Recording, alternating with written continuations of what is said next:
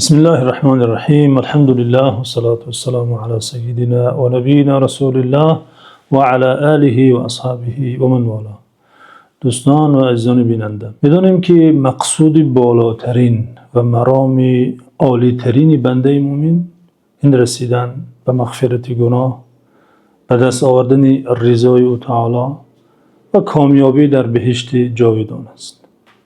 باید دانیم که موسم فرا رسیده ایستاده است که رسیدن به این مراد در آن سهل و آسان است. موسم طاعت، موسم اجر و عبادت، موسم به دست آوردن رضای خداوند عزوجل، یعنی ماه رمضان، ماه مغفرت، ماه رحمت، ماه گشاده شدن درهای لطف و عنایت پروردگار، ماه بسته شدن درهای عذاب، فرصت طلایی برای کاشتن زراعت آخرت، فرصت طلایی برای رسیدن به درجه های عالی بندگی و قرب الهی. علامه ابن قیم جوزی در کتاب خود الفوائد یک جمله بسیار زیبا دارند.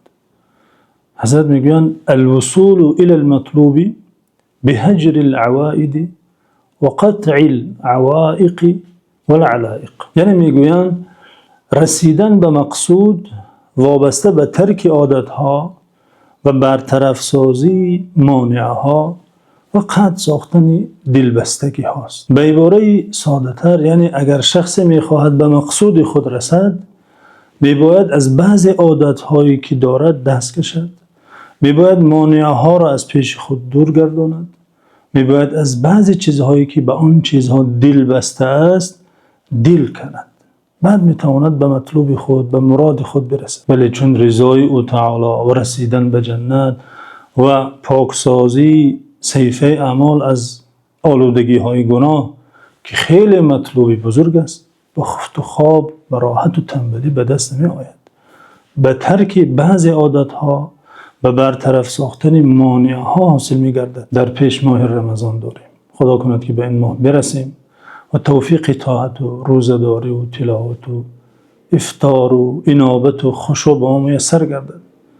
در پیش فرصتی داریم که به این مطلوبها شخصی که همت کند، عزم و اراده کند، میتواند برسد. ماه بیداری قلبهای خفته، ماه سیراب شدن روانهای پژمرده، ماهی که درهای رحمت وسیع گشاده می شود، ماهی که شخص مؤمن می تواند میلاد جدیدی داشته باشد. بله، می تواند در رمضان از نو تولد شود، تولد معنوی، تولد روح او، تولد باطن او.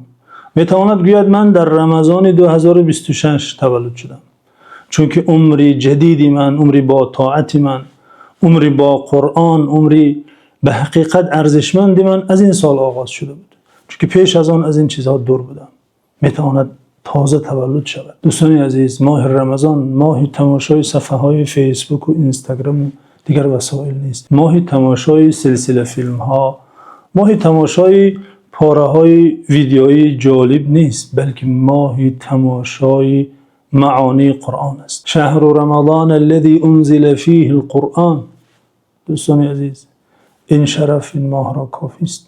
اگر همین یک شرف، اگر همین یک فضیلت می داشت کافی بود. ماهی است که قرآن در این ماه نازل شده، ماهی است که زمین به آسمان پیوست گشته، ماهی که در روی زمین و در هستی تحول به وجود آمده، نور و برکت پیدا گشته. پس باید در باطن ما نیز، در جان ما نیز باید تحول به وجود آید.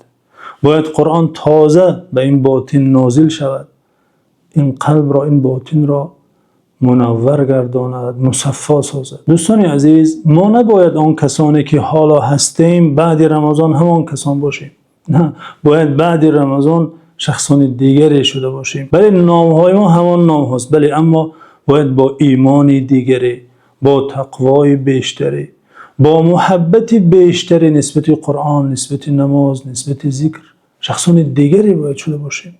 در خود باید دیگرگونی مشاهده نماییم. تنها در همین صورت میتوان گفت ما از رمضان بهره بردیم. در همین صورت میتوان گفت روزه ما قبول شده، چون که یکی از نشانه های قبول طاعت بنده این است که بعد انجام طاعت حالش دیگر شود. پس از آن که از حج برمیگردد میبینیم که دیگر شده، صالح تر شده، راستگو شده، امانت دار شده، پایبند نماز شده. بعد رمضان نیز باید چنین تحولی در بنده دیده شود. نمازهایش بعد رمضان از قبل رمضان باید فرق کند، ذکرهایش باید بیشتر شود، تعلقش، دلبستگیش به قرآن باید شدیدتر، مستحکمتر گشته باشد.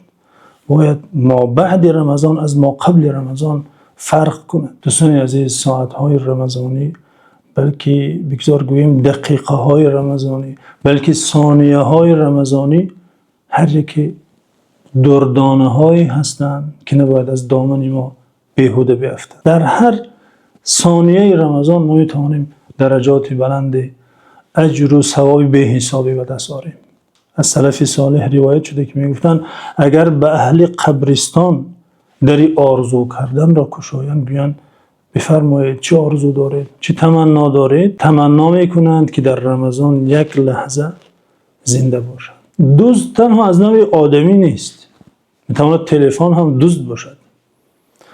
وقتی ما را میدزدد، چیزی را میدزدد که از مال و از ثروت ارزشمندتر است. پس این نوع دزد از دزد آدمی بدتر است، چون که دزد آدمی مال میبرد، اما این تلفن وقت میبرد که وقت از مال ارزشمندتر است. خاصتا وقتهای رمضانی، ساعتهای رمضانی را از ما میدزدد. باید مراقب باشیم. ساعتهای رمضانی خود را میباید از هر گنج و از هر مال دیگر با دقت بیشتر محافظت نماییم. خداوند عزوجل رمضان را ایام معدودات گفته، روزهای بشمار. هر چی که بشمار است زود تمام می شود، به حساب نیست، یعنی چند روزی بشمار است. پس در این روزهای بشمار باید طاعت بیشمار کرد، باید ثواب و اجر بیشمار به دست آورد که امکان داره. در مقابل یک کار نیک اگر 10 حسنه است، 10 ثواب است، آنگونه که قرآن و احادیث میگویند، در رمضان آن به 700 بلکه به 1000 بلکه به صدها هزار میرسد. اجر در رمضان حساب ندارد. الصوم لی و انا اجزی به. خداوند عزوجل در حدیث قدسی عبادت روزه را میگن روزه از آن من است، برای من است، من خودم پاداش روزه را میدهم. هیچ کسی نمیدوند که مقدار پاداش روزه‌دار چقدر است. این از اسرار رمضان است، از بزرگی و برکت این ماه است. دوست عزیز، از حالا برای رمضانت برنامه ریزی کن. بله، یاران و دوستان، دیدار با آخری ها، نشست ها چیزی مهمند، اما در این ماه لااقل آنها را کمتر کن و دوستی با قرآن، دوستی با جای نماز، دوستی با مصحف را تقویت ده. بیشتر با قرآن باش. اگر پارت امروز کمتر شد، فردا آن را دوچند کن. اگر امروز صدقه کردن توانستی، فردا بیشترش کن. هر روز رمضانت میباید رو به بهبودی باشد. هر روز رمضانت یک زینه در زینه های عبودیت، در زینه های بندگی میباید بالاتر رود. قدمت میباید که به زینه بالاتر نهاده شود. پند امام ابن قیم را بار دیگر بیان داریم که گفتند رسیدن به مقصود به برطرف سازی مانع ها و به قطع سازی دلبستگی هاست. از بعضی عادت هایی که قبل از رمضان داشتیم میباید دست کشیم.